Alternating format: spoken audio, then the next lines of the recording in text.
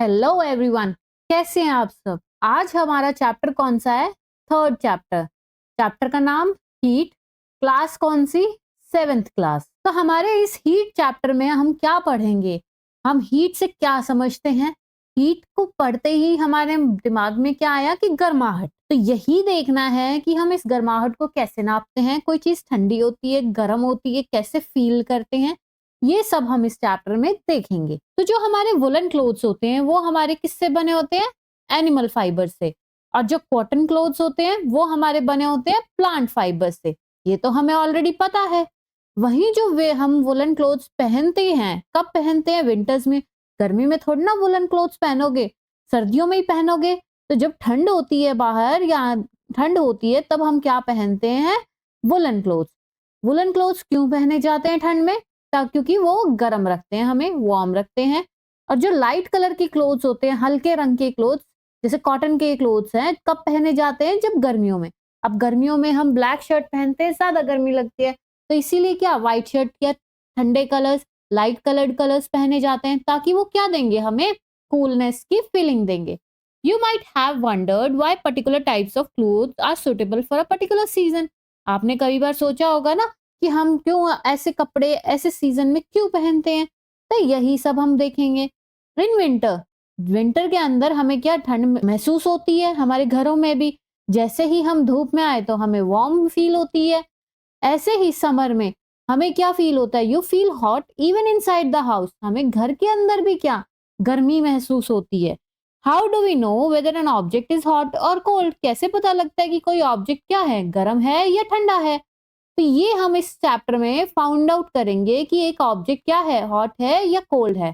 अब आप इस चैप्टर में ऐसे ही क्वेश्चंस के जवाब जानेंगे। In this chapter we shall try to seek answers to some of these questions. आई बात इतनी समझ में? जो पहला टॉपिक है हमारा कौन सा है? 3.1। इसमें क्या दे रहा है? Hot and cold. अब हमारे डे टू डे लाइफ में हम कई सारी चीजें करते हैं और कई सारे ऑब्जेक्ट्स हमारे आगे आते हैं, तो हमें ये इसमें ये टेबल दी गई है। इसमें हमें लिखना है कि वो कोल्ड है या हॉट है। हॉट मतलब ज्यादा गर्म, वार्म मतलब हल्का हल्का गर्म। Spoon in a tea cup. Ice cream क्या है? हमारी ठंडी होती है। Spoon in a tea cup, tea cup के अंदर स्पून है जो, वो गर्म होती है या ठंडी होती है या वार्म होती है। फ्रूट जूस, फ्रूट जूस हमारा कैसा होता है? नॉर्मल टेम्परेचर का भी होता है, ठंडा भी होता है और वार्म भी होता है। जो हैंडल है फ्राइंग पैन का, अगर वुडन का है तो वो गर्म नहीं होगा, लोहे का एज इट इज जो स्टील का है वैसा ही हुआ तो वो गर्म होगा। तो बहुत सारी चीजों की सर्कमस्टांसिस का, करेक्टरिस्टिक्स का बहुत फर्क पड़ता है। T is hot, ice is cold. T क्या है? हमारी चाय गर्म है और आइस क्या है? ठंडी है। तो ऐसे ही हमें क्या है, ऑब्जेक्ट्स की 3.1 जो हमने टेबल देखी उसमें लिखना है कि हॉट है या कोल्ड है। अगर किसी चीज को हमें देखना है, जैसे फ्लेम पे हमारी या कैंडल से हम काम करते हैं, तो हमें उन ऑब्जेक्ट्स को टच नहीं करना चाहिए। आई बात इतनी समझ में? We see that some objects are cold while some are hot. कुछ हमारे क्या ठंडे हैं और कुछ गर्म है। और हमें ये भी पता है क्या कि सम ऑब्जेक्ट्स क्या हैं, ज्यादा गर्म होते हैं दूसरे ऑब्जेक्ट से। वही कुछ ऑब्जेक्ट्स ज्यादा ठंडे होते हैं किसी और चीज से। अब फ्रूट जूस है, वो आइस के कंपैरिजन में कम ठंडा, आइस ज्यादा ठंडी है। तो यही चीज है क्या कि ये कोल्ड है कोल्डर, हॉट है तो hotter. How do we decide which object is hotter than the other? कैसे पता लगेगा हमें कि कौन सी चीज हॉट है? ये चीज हम कैसे कर देते हैं कई बार कि टचिंग से, किसी ऑब्जेक्ट को टच किया तो हम उसे पता कर सकते हैं। पर क्या इस टच, ये जो टच करते, क्या ये सही बताता है? ये जो हमारी टचिंग की सेंस है, क्या ये रिलायबल है? क्या ये सही बताएगी? क्या हम इसे ट्रस्ट कर सकते हैं? तो यही हमारी क्या अगली एक्टिविटी है। हमें क्या करना है? हमें 3 कंटेनर्स लेने हैं। एक में हमें ठंडा पानी डालना है और एक में गर्म पानी डालना है। ठीक है? और ये इतना भी गर्म नहीं होना चाहिए कि आप जला लो। और एक में हमें नॉर्मल पानी डालना है, दोनों का मिक्सचर। तो आपने क्या करना है कि एक बार ठंडे हाथ में पानी डाला एक हाथ को, और दूसरे हाथ को गर्म पानी में डाला। फिर दोनों हाथ को हमें क्या करना है, 2-3 मिनट रख लिया ए में और बी में। फिर थोड़ी देर के बाद हमें दोनों हाथों को एक साथ कौन से कंटेनर में? सी में डाल देना है। क्या दोनों की फीलिंग सेम है दोनों हाथों की? अब बताओ। अब बोजो क्या कह रहा है? My left hand tells me that the water in mug C is hot. जो लेफ्ट हैंड है उसका, वो क्या बता रहा है कि सी जो पानी है वो गर्म है। वही राइट हैंड बता रहा है क्या कि same water, tell me that the same water is cold, कि वो ठंडा है। तो हम इससे क्या बता सकते हैं? क्या हम रिलाई कर सकते हैं टचिंग पे? इस कंफ्यूजन से पता लगता है कि हम सिर्फ टचिंग से नहीं पता कर सकते कि गर्म है या ठंडा है। समटाइम्स इट मे डिसीव अस, मतलब समटाइम्स क्या है, वो हमें गलत रिजल्ट्स दे सकते। Then how do we found, अब जब वो उस हाथ टच करने से गलत रिजल्ट्स दे रहा है तो हम कैसे पता करेंगे? तो इसका रिलायबल मेथड क्या है? जो हम मेजर करते हैं क्या हॉटनेस किसी ऑब्जेक्ट की, उसे क्या कहते हैं? टेम्परेचर। और टेम्परेचर को मेजर किया जाता है किससे? थर्मोमीटर। टेम्परेचर क्या हुआ? एक रिलायबल मेजर है किसका? मेजरमेंट किसकी? हॉटनेस ऑफ एन ऑब्जेक्ट की। उसे हम क्या कहते हैं? टेम्परेचर कहते हैं। टेम्परेचर क्या हुआ? किससे मेजर किया जाता है? थर्मोमीटर से। नेक्स्ट टॉपिक है 3.2 मेजरिंग टेम्परेचर। अब हम टेम्परेचर कैसे मेजर करते हैं? आपने थर्मोमीटर देखा होगा घरों में, तो आप देखिए, या फिर कभी आपके फीवर हुआ हो या फैमिली मेंबर में हुआ तो हमने थर्मोमीटर यूज किया है कि हमारी बॉडी का टेम्परेचर कैसा है। तो जो हमारा थर्मोमीटर हमारी बॉडी का टेम्परेचर नापता है उसे हम क्या कहते हैं? Clinical thermometer. The thermometer that measures our body temperature is called a clinical thermometer. आ गई बात समझ में कि जो हमारी बॉडी के टेम्परेचर को नापेगा वो हमारा क्या कहलाएगा? Clinical thermometer. अब उस थर्मोमीटर को हमें होल्ड करना है। कौन सी पोजीशन में? हमारे हाथ में होल्ड करने के बाद उसे एग्जामिन करना है, ऐसे देखना है कि क्या है उसके अंदर, क्या नंबर्स हैं। If you do not have, अगर आपके पास नहीं है तो आप एक फ्रेंड से शेयर कर सकते हैं। वो ऐसा दिखेगा थर्मोमीटर। आजकल डिजिटल थर्मोमीटर्स आ गए, पर यही थर्मोमीटर्स पहले यूज होते थे। इस क्लिनिकल थर्मोमीटर में क्या है? एक long narrow uniform glass tube है। इसके आगे क्या है? एक ग्लास बल्ब है। ये जो है ये बल्ब है, और ये बल्ब क्या है? इसके अंदर मरकरी होती है। इस बल्ब के अंदर क्या है? मरकरी है। जो outside the bulb a small shining thread of mercury can be seen. जो यहाँ से इसके अंदर से एक शाइनिंग थ्रेड भी दिखी जा सकती है, वो किसकी है? मरकरी की है। अगर आप मरकरी की थ्रेड नहीं देख पा रहे हैं तो उसको थोड़ा सा टिल्ट करके देखिए, रोटेट करिए थर्मोमीटर को, आपको दिख जाएगी। अब इसके ऊपर क्या है? हमारा स्केल भी है। ये देखो नंबर्स हैं। ये स्केल क्या है? एक फ़ारेनहाइट में है, देखो डिग्री एफ लिखा है, और एक डिग्री सेल्सियस है। हमारे इंडिया में, या अब हम कौन सा यूज कर रहे हैं? जो क्लिनिकल थर्मोमीटर में हम यूज कर रहे हैं क्या? 35 डिग्री से 42 डिग्री और सेंटीग्रेड में। फ़ारेनहाइट में भी यूज होता है, पर हम मोस्टली किस में यूज कर रहे हैं? सेंटीग्रेड में। और हमेशा टेम्परेचर डिग्री के साथ लिखा जाता है। जैसे हम डिस्टेंस को नापते हैं, किलोमीटर में नापते हैं, तो ये यूनिट लिखी जाएगी। तो ऐसे ही हम इस यूनिट को लिखेंगे। क्लिनिकल थर्मोमीटर की रीडिंग 35 डिग्री से 42 डिग्री होती है, 35 टू 42। वहीं जो फ़ारेनहाइट में होती है वो क्या होती है? 94 से 108।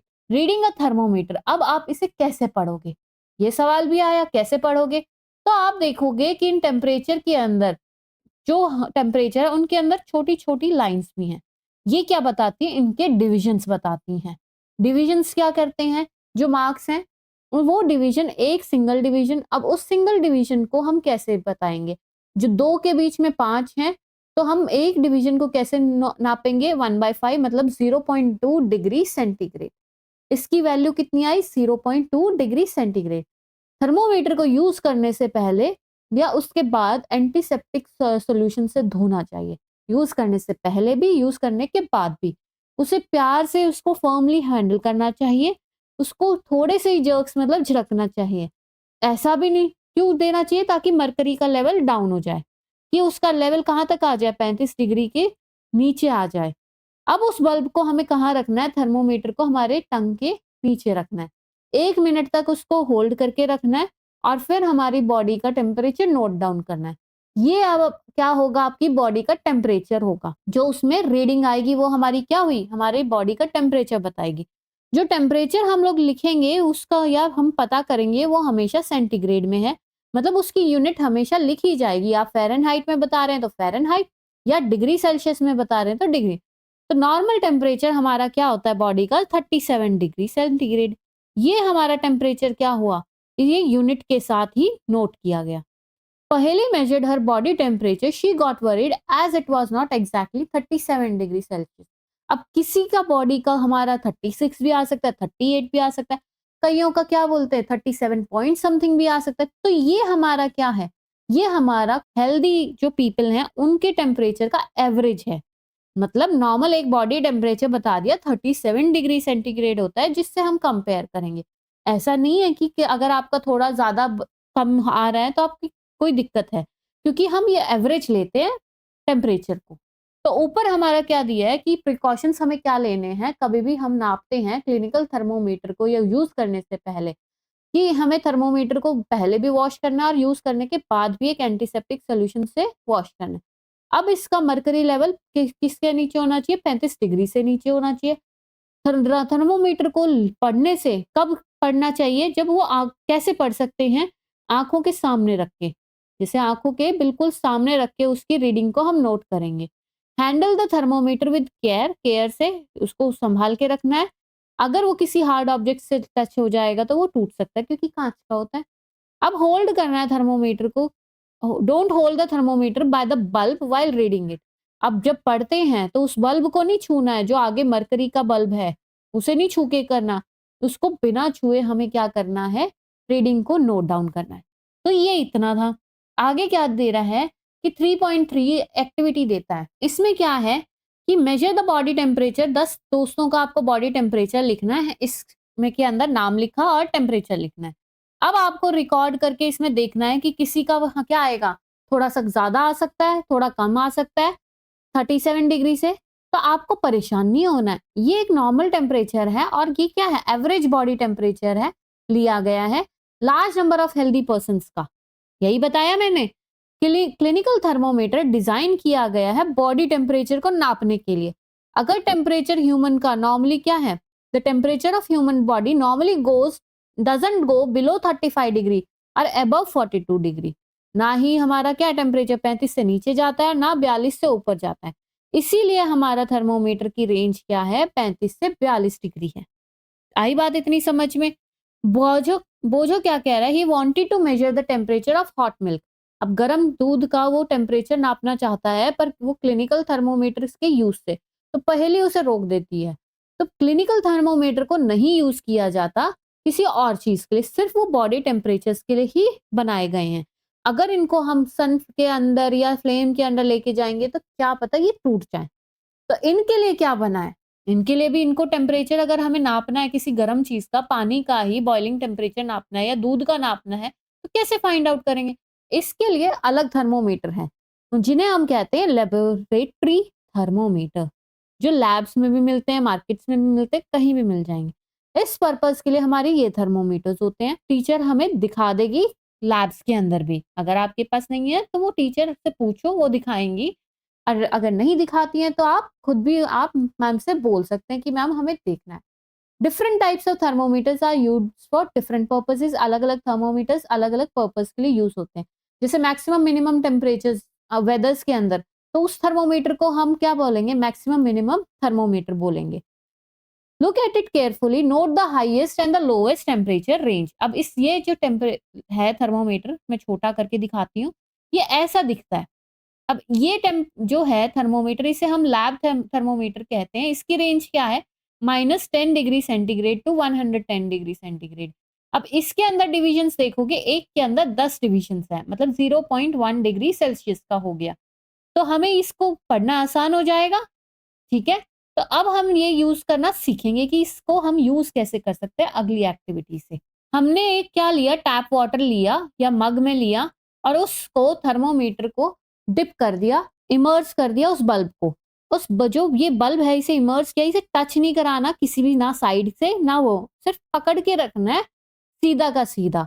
अब उसके अंदर हमें क्या करना है कि हमें होल्ड करके रखना है और उसके जो मरकरी की जो थ्रेड है उसे देखना है जब तक वो हिल रही है। ठीक है, टैप वाटर लिया है हमने और वो हिलती रहेगी। कहाँ तक गई है? उसके अंदर लिए लिए ही, उस मग के अंदर लिए लिए ही नापना है। निकाल दोगे तो वो नहीं देगा टेम्परेचर। इसीलिए हम क्या है, बॉडी टेम्परेचर्स को नोट डाउन नहीं कर सकते। अब मुंह में लिए लिए इसको, इससे नहीं कर पाएंगे ना टेम्परेचर नोट डाउन। तो ये एकदम इरेक्ट होगा और ये किसी से टच नहीं होगा, ना नीचे बॉटम के ग्लास के ना साइड के, बिल्कुल ऐसे स्ट्रेट रखेंगे और इसमें डले डले ही टेम्परेचर को नोट करेंगे। थोड़ी देर में मूवमेंट क्या है, वो एक जगह आ जाएगी। एक जगह आने के बाद क्या करेंगे, हमें इसे नोट डाउन कर लेंगे। इस टेम्परेचर को जो हर एक स्टूडेंट ने नोट किया होगा उससे क्या करेंगे, कंपेयर करेंगे। ये एक एक्टिविटी है, तो इसीलिए क्या है, और डिस्कस करेंगे कि आप वेरिएशंस क्यों हुई हैं, गर्म पानी में भी करेंगे। तो ये सारे रिजल्ट्स हमें लिखने हैं। ये हमारी एक्टिविटी थी। अब इसमें मैंने यही बताया कि should be kept upright, not tilted, सीधा रखना है, टिल्ट नहीं करना। ना ही बल्ब क्या है, should be surrounded from all sides by the substance. Bulb क्या है, पूरे सब्सटेंस के जो वो गोल सा दिख रहा है, वो पूरा सब्सटेंस से एक साथ सराउंडेड होना चाहिए, तभी टेम्परेचर आएगा। बल्ब कोई भी सरफेस को टच नहीं करना चाहिए। ना कंटेनर के, जो कंटेनर है, कुछ भी लिया है, ग्लास, कटोरी जो भी लिया है, उसको टच नहीं करना चाहिए। एक्टिविटी 3.5 क्या कहती है अब? कि हमें हॉट वाटर लेना है बीकर के अंदर, उस थर्मोमीटर को क्या करना है, पानी के अंदर डुबोना है। और अभी जब ऊपर किया था वही सेम प्रोसीजर है, मरकरी थ्रेड को देखना है जब तक वो स्टेडी ना हो जाए, मतलब एक जगह ना आ जाए। उस टेम्परेचर को नोट डाउन करना है और उस थर्मोमीटर को फिर पानी से निकाल लेना है। अब आप देखेंगे कि क्या हुआ, वो आप देखेंगे कि उसका लेवल एकदम से ड्रॉप हो गया। मरकरी का मतलब ड्रॉप होने लगा लेवल। इसका मतलब क्या है कि हम तभी रीड कर सकते हैं जब वो थर्मोमीटर पानी या सब्सटेंस के अंडर है। ठीक है? अब आप ये देखो कि आपने थर्मोमीटर मुँह में डाला था, तो रीडिंग हमने निकाल के उसकी नोट डाउन करी थी। क्या आप लेबोरेटरी थर्मोमीटर को यूज़ करके रीडिंग कर सकते हैं, अपनी बॉडी का टेम्परेचर देख सकते हैं? नहीं ना। तो इसीलिए क्या है, लेबोरेटरी थर्मोमीटर नहीं है इस पर्पज़ के लिए। इसीलिए ये लैब के प्रोसेस के लिए ही बनाया गया। Why does the mercury not fall और rise in a clinical thermometer when taken out of the mouth? क्यों नहीं होता? जो यहाँ हमारा क्लिनिकल थर्मोमीटर क्यों नहीं गिरता? ये लैब वाला तो निकालते ही सब्सटेंस से गिर जाता है इसका मर्करी लेवल, तो क्लिनिकल का क्यों नहीं होता? आप देखेंगे उसमें एक किंक सा है, बेंड सा है, जो उसको गिरने नहीं देता। वो सिर्फ गिरेगा जब उसको जर्क मिलेगा, या थोड़ी देर के लिए हम उसे सीधा रखेंगे, वो धीरे-धीरे गिरेगा। मतलब उसे जब जर्क मिलेगा तब वो इज़िली वो क्या है, गिर जाएगा, उसका टेम्परेचर, मतलब वो नॉर्मली मरकरी लो लेवल पे आ गई। वहीं क्या है, ये किंक होता है, यही डिफरेंस है सिर्फ लैब के थर्मोमीटर में और क्लिनिकल थर्मोमीटर में। अब इसका किंक का क्या है, what is the use of the kink? It prevents mercury level from falling in on its own, अपने आप गिरने से बचाता है, किसमें, क्लिनिकल थर्मोमीटर में।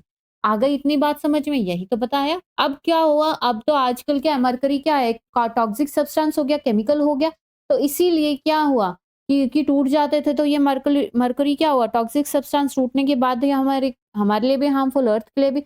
इसलिए अब क्या हो गया है कि ये हमारे क्या है, डिजिटल थर्मोमीटर्स बना दिए गए हैं जिनके अंदर मरकरी नहीं होता है। Transfer of heat, next topic का नाम क्या है, transfer of heat.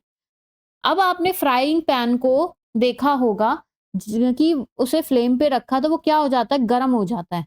It is because the heat passes from the flame to the utensil.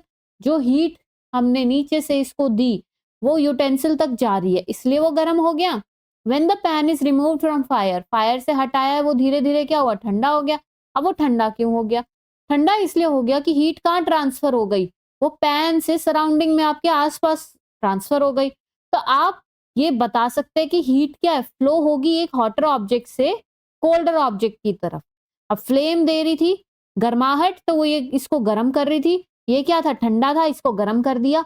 इसने फ्लेम से हटा दिया, तो क्या हुआ, हॉटर से किस पे गया, कोल्डर में चला गया। सराउंडिंग हमारी ठंडी थी, तो उसे गर्म चीज क्या हो गई, ठंडी हो गई। तो ये बहुत इंपॉर्टेंट पॉइंट है, हीट कहाँ किस साइड फ्लो करती है, गर्म से ठंडे की तरफ। इनफैक्ट आगे क्या फैक्ट दिया है देखो जरा।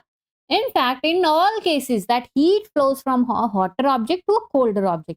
यही बात मैंने बोली कि हॉटर से हमेशा कोल्डर की तरफ ही जाएगी। How does heat flow? अब हीट फ्लो हमने बोल तो दिया हॉटर से कोल्डर की तरफ जा रही है, पर कैसे, इस एक्टिविटी से देखेंगे। इस एक्टिविटी में क्या किया है, दो ईंटों के बीच, या फिर कोई हमें क्लैंप ले लेनी है रोड लगाने के लिए। अगर क्लैंप नहीं है तो हम ईंटों के बीच या कोई दो ब्रिक्स के बीच में एक लोहे की, मेटल की वो लगा दी, रॉड लगा दी। फिर एक साइड यहाँ पे वैक्स लगा दिए और एक कैंडल जला दी। अब धीरे धीरे आप देखोगे कि फॉल होना स्टार्ट हो जाएगा वैक्स। पहले ये वाला शुरू वाला होगा, फिर ये वाला, फिर ये वाला। इससे आप क्या बताते हैं कि हीट क्या है, ट्रांसफर हो रही है गर्म से ठंडे की तरफ, कि फ्लो हो रही है। पहले तो पास वाला ही होगा ना, पहले पास वाला निकलेगा फिर दूसरा निकलेगा। इस प्रोसेस को, the process by which heat is transferred from the hotter end to the colder end, जो ये प्रोसेस है हॉटर से कोल्डर जाने का, ट्रांसफर होने का हीट का, उसे हम क्या बोलेंगे, कंडक्शन बोलेंगे। आ गई इतनी समझ में कि हॉटर से कोल्डर में जा रहा है, उसे हम क्या बोला, कंडक्शन बोला। इन सॉलिड्स जनरली सॉलिड्स में क्या होता है, सॉलिड में हीट क्या है, ट्रांसफर होती है, सॉलिड के अंदर ही हीट ट्रांसफर होती है, कौन से प्रोसेस से, कंडक्शन प्रोसेस से। Do all substances conduct heat easily, क्या हर जो है, जो सब्सटेंसेस हैं वो क्या सारे कंडक्ट करेंगे हीट को? जैसे आपने ऑब्जर्व किया होगा, मेटालिक पैन होता है हमारे, लोहे के स्टेनलेस पैन होते हैं जो हम कुकिंग के लिए यूज करते हैं, कुकर का, जैसे कुकर ही है, मेटल का ही है, तो उसके क्या है, प्लास्टिक या वुडन का हैंडल है, तो आप उसे इजीली क्या है, उठा सकते हैं बिना किसी गर्माहट के। तो ये क्या चीज है, आप इससे क्या पता कर सकते हैं कि कई ऐसे सब्सटेंसेस भी हैं जो कंडक्ट नहीं करते हीट को। तो ऐसे जो सब्सटेंसेस हैं उन्हें हम क्या बोलते हैं, हम नेक्स्ट एक्टिविटी में देखेंगे। Activity 3.7, heat water in a small pan और अ बीकर। हमें स्मॉल पैन में या बीकर में क्या करना है, पानी को गर्म करना है। कुछ आर्टिकल्स हमें क्या करने हैं, कलेक्ट करने हैं, जैसे स्टील स्पून है, प्लास्टिक स्केल है, पेंसिल है, डिवाइडर है, इन सबको, इनका एक एक एंड क्या करना है, डिप कर देना है किसमें, गर्म पानी में। अब आप देखेंगे कि क्या ये गर्म होता है या नहीं होता है। ये स्टील स्पून किससे बनी है, मेटल से बनी है, और ये गर्म होती है। तो ऐसे ही प्लास्टिक थोड़ा ना गर्म होगा। तो ये सारी चीजें क्या कहलाएंगे, wait for a few minutes, touch the other end. अब थोड़ी देर के लिए वेट करके दूसरे एंड को टच करना है, अपनी ऑब्जर्वेशन 3.3 में लिखने, जो मटेरियल अलाउ कर रहे हैं हीट को इजीली पास होने में, ठीक है, क्या कह रहा है, the materials which allow heat to pass through them, उनके अंदर से, उसे हम क्या बोलेंगे, कंडक्टर्स ऑफ हीट, जो गर्म हो रहे हैं, जैसे एल्यूमिनियम, आयरन, कॉपर। जो मटेरियल्स जो अलाउ नहीं करते हीट को पास होने में, वो क्या है, पुअर कंडक्टर्स हैं हीट के, जैसे प्लास्टिक, वुड, ये सब क्या है, गर्म पानी में भी डाल दोगे तो आपको गर्म थोड़ी ना लगेगी वो लकड़ी। तो ये कैसे हैं, वो पास नहीं करने दे रहे, तो इंसुलेटर कहलाएंगे। पुअर कंडक्टर्स को हम क्या कहेंगे, इंसुलेटर। जो कंडक्ट कर रहे हैं, हीट को पास होने दे रहे हैं, उसे हम कंडक्टर्स कहेंगे, और जो नहीं करने दे रहे उन्हें हम इंसुलेटर्स कहेंगे। ये इनकी डेफिनेशंस हो गई, और ये हम इसकी डिफरेंस हो गया। The water and air are poor conductors of heat, जो वाटर है और हवा है हमारी पुअर कंडक्टर है हीट की। कैसे, then how does the heat transfer. अब या आपने तो कह दिया भाई वाटर और एयर क्या है, पुअर कंडक्टर है, पर हीट कैसे ट्रांसफर हो रही है फिर। एक्टिविटी 3.8 से हम पता करेंगे कि कैसे ये क्या है, हीट ट्रांसफर हो रही है। एक राउंड बॉटम फ्लास्क लिया, अगर फ्लास्क नहीं है तो बीकर ले लिया, उसे 2/3 पानी से भर दिया। एक ट्राईपॉड पे हमने क्या करना है, अरेंजमेंट करनी है, और नीचे क्या रखनी है, कैंडल रखनी है। अब wait till the water in the flask is still. अब फ्लास्क तब तक क्या है, स्टिल हो जाए पानी उसके अंदर, तब तक रुकना है। अब एक डला या क्रिस्टल डालना है, हमने पढ़ा था ना एक चैप्टर में क्रिस्टलाइजेशन के बारे में, आने वाले चैप्टर में भी आएगा क्रिस्टलाइजेशन, और पिछली क्लास में भी पढ़ा है। तो क्रिस्टल के डालेंगे किसका, पोटेशियम परमैग्नेट का, ठीक है। क्रिस्टल डाला और फ्लास्क के अंदर, और जेंटली यूजिंग अ स्ट्रॉ, बिल्कुल नीचे रख देना है, मिलाना नहीं है, सिर्फ रखना है। अब इसको हीट होने देंगे, किससे, कैंडल से, जो क्रिस्टल के बिल्कुल नीचे रखें, और ऑब्जर्वेशंस देखेंगे। इन ऑब्जर्वेशंस को हमें नोटबुक में लिखना है, और एक पिक्चर ड्रॉ करनी है जो हम लोगों ने ऑब्जर्व करेंगे, 3.9 में आगे आएगा। व्हेन वाटर इज हीटेड, जब पानी हीट होने लगता है, the water near the flames get hot, पानी हीट हो रहा है, ये देखो, इससे ही आपको, जब हीट हो रहा है यहाँ पे, तो ये वाले पानी है ना, ये गर्म हो रहा है, ये ऊपर का ठंडा है। जैसे ही आपने पढ़ा था ना, हॉट कहाँ कोल्ड की तरफ जाता है, तो ये हॉट कहाँ जा रहा है, ऊपर की तरफ, और कोल्ड पानी क्या आ जाएगा, यहाँ। ऐसे कर करके क्या होगा, ये गर्म होगा पानी। तो इस मेथड को हम क्या बोलेंगे, convection. This process continues till the whole water gets heated. जब तक होगा ये प्रोसेस, जब तक पूरा का पूरा पानी क्या है, गर्म ना हो जाए। और इस मोड ऑफ हीट के ट्रांसफर को हम क्या कहेंगे, कन्वेक्शन कहेंगे। How does the heat travel in air, air के अंदर कैसे ट्रेवल होती है, और किस डायरेक्शन में स्मोक जाती है, अब ये देखेंगे। The air near the heat source get hot and rises, जहां हीट है, जहां गर्माहट मिल रही है, जैसे यहाँ गर्माहट मिल रही थी पानी को, तो वो क्या कर रहा था, वो और भी गर्म हो रहा था ना। तो ऐसे ही air near the heat source, जहां हीट सोर्स है वहां क्या होगी, गर्म होगी, और ऊपर की तरफ उठने लगेगी। The air from the sides comes in to take its place, अब ये ऊपर की तरफ उठी तो यहाँ भी तो एयर आएगी, जो ठंडी हवा थी वो फिर से वहां पे आ गई, ऐसी पानी की तरह। In this way the air gets heated, इस तरीके से क्या है, एयर हीट हो जाती है। अब इस अगली एक्टिविटी से आप ये इस आइडिया को कंफर्म कर लेंगे। एक कैंडल जलाएंगे, उसके ऊपर एक अपना हाथ रखेंगे, ऐसे भी मत रखना कि आपका हाथ जल जाए, सेफ डिस्टेंस पे रखेंगे, और आपको एक हाथ साइड में रखना है, देखो ऐसे, इस डायग्राम से। इस फिगर से देखो कि एक हाथ अपने ऊपर रखा है एक साइड में, तो आप देखेंगे कि जो कन्वेक्शन से ये वाला हाथ पे गर्माहट ज्यादा फील होगी इन कंपैरिजन टू दिस। आप फील करके देखना तो उसको हीट कहाँ से जा रही है, वो कन्वेक्शन के कारण हीट फील हो रही है। ये मेथड क्या कहलाएगा, कन्वेक्शन। वहीं साइड में कोई कन्वेक्शन नहीं हो रही, तो air doesn't feel as hot as the top, इतनी गर्म नहीं होती। ऐसे ही कोस्टल एरियाज में रहने वाले ये वाला इंटरेस्टिंग फिनोमेना एक्सपीरियंस करते। कोस्टल एरिया कौन सा, जो बीचेस जहाँ लैंड और सी हो, ठीक है, उसे हम कोस्टल एरियाज कहते हैं। ड्यूरिंग डे के टाइम पे लैंड क्या होगी, गर्म हो जाएगी जल्दी पानी से। डे में क्या होगा, जो हमारी धरती है वो ज्यादा गर्म हो जाएगी। दिन में तो धरती गर्म हो जाती है इन कंपैरिजन टू किसके, पानी के कंपैरिजन में। वहीं जो गर्म हवा हो गई वो ऊपर की तरफ उठेगी, और जो समुंदर से क्या आएगी, ठंडी हवा आ जाएगी। तो हमारी क्या है, the cooler air from the sea rushes in towards the land to take its place. यही तो हुआ, गर्म हवा उठी, सी की तरफ से ठंडी हवा क्या हुई, वो लैंड की जो गर्म हवा को ऊपर उठा दिया और वहां पे आ गई। The warm air from the land moves towards the sea. अब जो वो वार्म एयर थी वो कहीं तो जाएगी, वो सी की तरफ जाएगी, और ऐसे क्या होगा, आपका सर्कल पूरा हो जाएगा। इस वाले सर्कल को हम क्या बोलेंगे, सी ब्रीज बोलेंगे, जो दिन के टाइम होता है। The air from the sea is called sea breeze. जो सी से ठंडी हवा आ रही है उसे हम क्या कहेंगे, सी ब्रीज कहेंगे। इसीलिए क्या है कि कोस्टल एरियाज में सी फेसिंग बनाए जाते हैं घर, ताकि ठंडी हवा आ सके। और नाइट में एग्जैक्टली उल्टा हो जाता है। वाटर क्या है, रात में देर से ठंडा होगा लैंड के कंपैरिजन में, slowly than the land. So the cool air from the land moves towards the sea. तो अब क्या करेगा कि सी, जो ठंडी हवा थी लैंड से, वो सी की तरफ जाएगी। तो लैंड से सी की तरफ जाना मतलब लैंड ब्रीज, और सी से लैंड की तरफ आना मतलब सी ब्रीजेस, सी की हवा। When we come out in the sun we feel warm. अब हमने देखा कि हम लोग सन के अंदर आते हैं, सन बाहर जाते हैं धूप में, तो हमें क्या गर्माहट महसूस होती है। अब it can not reach us by conduction और कन्वेक्शन। कंडक्शन और कन्वेक्शन से थोड़ी नहीं होगा, तो कोई ना कोई मीडियम होगा। तो हम ये देखेंगे जो सी कहाँ से, सन से रेज आ रही है अर्थ पे, यहाँ हमारा एटमॉस्फेयर में कोई भी मीडियम नहीं है, तब भी वो रेज आ रही हैं। तो ऐसी क्या चीज है और कैसे हमें गर्माहट महसूस हो रही है। अब it can not reach us by conduction और कन्वेक्शन, कंडक्शन भी नहीं हो रहा, कन्वेक्शन भी नहीं हो रहा। As there is no medium such as air in most part of the space, इसमें कोई मीडियम नहीं है, तो कैसे कन्वेक्शन और वो कंडक्शन होगा बिटवीन द अर्थ एंड सन। तो हमारी क्या होती है, इस चीज को जो हीट आ रही है वो अनदर प्रोसेस है, कौन सा, रेडिएशन का। रेडिएशन के थ्रू आती है। The transfer of heat bye radiation doesn't require any medium. इस रेडिएशन के ट्रांसफर को कोई भी मीडियम की जरूरत नहीं होती। आ गई इतनी बात समझ में। It can take place whether a medium is present और not.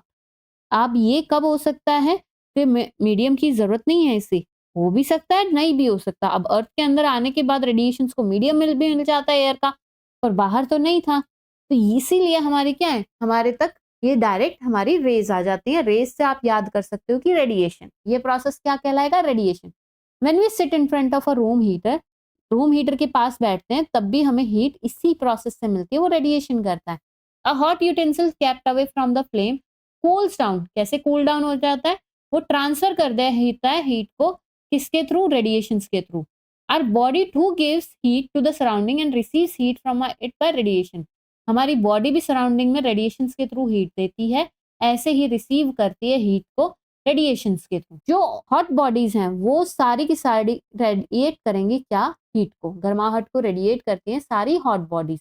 When this heat falls on some object, जब ये किसी ऑब्जेक्ट पे हीट पड़ता है तो कुछ पार्ट उसका रिफ्लेक्ट हो जाता है, कुछ एब्जॉर्ब हो जाता है और कुछ पार्ट उसका ट्रांसमिट हो जाता है। आ गई बात समझ में कि हीट किसी ऑब्जेक्ट पे पड़ा तो क्या हो गया, कुछ पार्ट रिफ्लेक्ट हो गया, कुछ पार्ट एब्जॉर्ब हो गया और कुछ पार्ट ट्रांसफर हो गया। The temperature of the object increases. Temperature क्यों इंक्रीज हो जाता है, एब्जॉर्बिंग पावर इंक्रीज हो जाएगी किसी की। अगर एब्जॉर्ब करने लगोगे तो टेम्परेचर पावर क्या हो जाएगी, ज्यादा हो जाएगी, इसीलिए वो क्या है, गर्माहट भी ज्यादा हो जाएगी।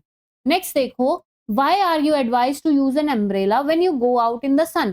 क्यों आपको एडवाइस किया जाता है कि आप अम्ब्रेला लेके जाइए सन के अंदर, क्योंकि आपकी बॉडी क्या है, उसको एब्जॉर्ब करेगी हीट को, तो ज्यादा गर्माहट लगेगी, इसीलिए अम्ब्रेला क्या है, बचाएगा। आ गई इतनी बात समझ में। अब सी ब्रीज और लैंड ब्रीज का एक बार डायग्राम देखो। सी ब्रीज में क्या हो रहा है कि कूल हवा क्या है, सी की तरफ से लैंड की तरफ जा रही है। वहीं लैंड ब्रीज में क्या है, लैंड से सी की तरफ जा रही है। तो ये क्या कर रहे हैं, सर्कल बना रहे हैं। तो इसीलिए ये डे टाइम में होता है, ये नाइट टाइम में होता है। सी ब्रीज हमारा क्या होगा, डे टाइम में, और लैंड ब्रीज होगा नाइट टाइम में। नेक्स्ट टॉपिक है kinds of clothes we wear in summer and winter. कैसे कपड़े पहनते हैं हम समर में। अब आप इस क्वेश्चन को अपने आप से ही पूछिए कैसे पहने जाते हैं। समर में हम लाइट कलर्ड क्लोथ्स पहनते हैं, वहीं विंटर्स में हम यूजुअली डार्क कलर्ड क्लोथ्स पहन भी सकते हैं और पहनते हैं। ठीक है, विंटर्स में हम अगर लाइट कलर पहनेंगे तो थोड़ी एक्स्ट्रा ठंड लगती है, क्योंकि डार्क कलर क्लोथ्स क्या है, एक्स्ट्रा हीट को एब्जॉर्ब करते हैं। 3.10 एक्टिविटी से हम देखेंगे, हमने 2 कैंस लिए, एक को पेंट किया हमने ब्लैक से, एक को पेंट किया व्हाइट से, और इक्वल अमाउंट ऑफ पानी रखेंगे उसमें, और उन्हें क्या है, धूप में बाहर 1 घंटे के लिए रख देंगे।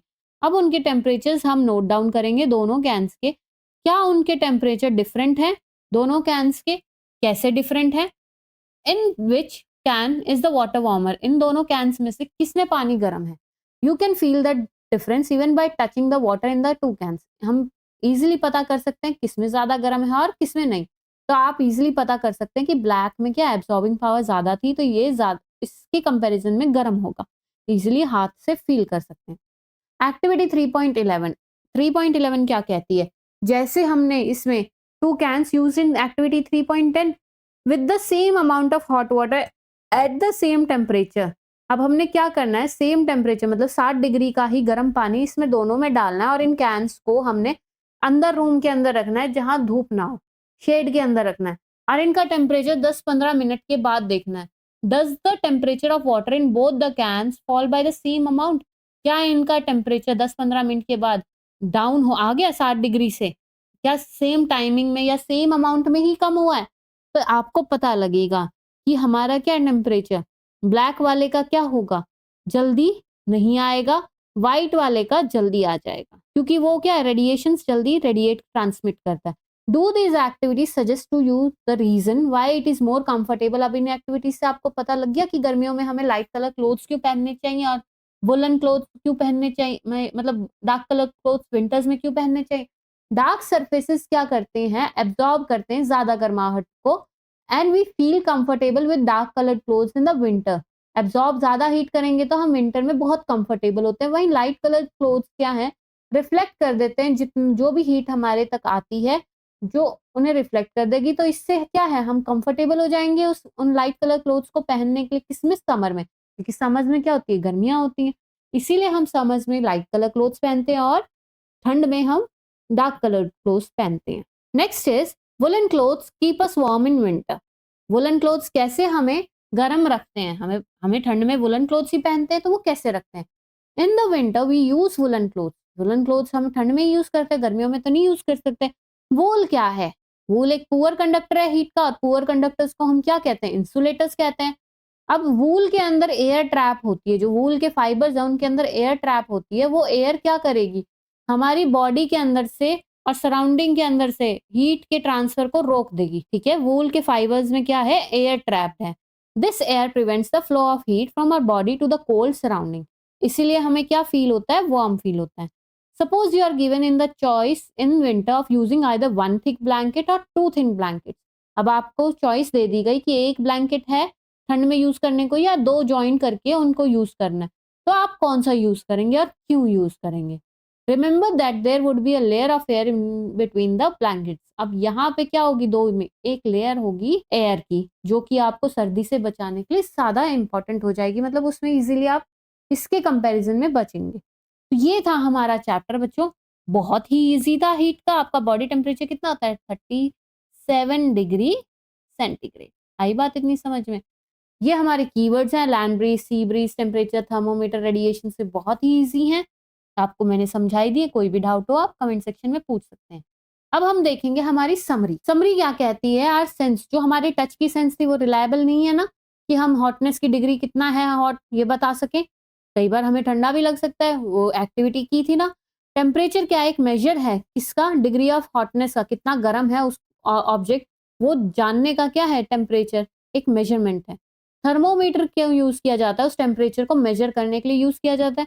क्लिनिकल थर्मोमीटर होता है, एक लैबोरेटरी थर्मोमीटर होता है। क्लिनिकल क्या है, बॉडी टेम्परेचर, जो ह्यूमन बॉडी टेम्परेचर उनको नोट डाउन के लिए होता है। उसकी रेंज होती है 35 से 42, 35 to 43। वही लैब वाले की कितनी रेंज होती है, -10 to 110 डिग्री सेल्सियस। ठीक है, ये इसकी रेंज हो गई। जो नॉर्मल बॉडी टेम्परेचर बताया 37 डिग्री सेल्सियस होता है। जो हीट है वो फ्लो करती है हायर टेम्परेचर से लोअर टेम्परेचर। जो बॉडी का टेम्परेचर है वो higher temperature to a body at a lower temperature. There are 3 ways. जो 3 वेज हैं, कौन सी हैं ways? Conduction, convection and radiation. हमने पढ़ा ना conduction, convection and radiation. Solids generally कैसे हीट ट्रांसफर करते हैं? कंडक्शन से। लिक्विड और गैसेस कैसे करते हैं? कन्वेक्शन से। हमने एक्टिविटीज में देखा कि हमारा क्या है वो पोटेशियम परमैंगनेट वाली एक्टिविटी थी एक। और कोई मीडियम यूज नहीं होता किसके लिए? रेडिएशंस के लिए। इसे जरूरी नहीं है रेडिएशंस को गर्म कर, जो हमें सन से रेडिएशन आ रही है उसमें कहाँ मीडियम की रिक्वायरमेंट होती है। तो उसके लिए क्या कौन सी यूज होता है? Radiation. The materials which allow heat to pass through them. जो मटेरियल अलाउ करें हीट को पास करने में उन्हें हम कहते हैं कंडक्टर्स, और जो हीट को ना करें पास वो उन्हें हम कहते हैं इंसुलेटर्स। डार्क कलर्ड ऑब्जेक्ट्स क्या एब्जॉर्ब करेंगे ज्यादा हीट को, गर्माहट को, इन कंपैरिजन टू क्या? Light coloured cloth. इसीलिए हमें बहुत कंफर्टेबल फील होता है लाइट कलर्ड क्लोथ्स में समर्स के अंदर। वुलन क्लोथ्स क्या है? वार्म लगते हैं हमें विंटर्स के अंदर। इसीलिए क्या होता है, क्यों? क्योंकि उनके अंदर वो एक पुअर कंडक्टर है वूल, और उनके बीच, उनके फाइबर्स के बीच में क्या है? हवा ट्रैप। तो वो क्या कनेक्शन नहीं बना पाएगा बॉडी का और सराउंडिंग का। इसीलिए हमें क्या गर्माहट महसूस होती है वुलन क्लोथ। तो ये हमारा चैप्टर था। नेक्स्ट वीडियो के लिए आप सब बने रहिए।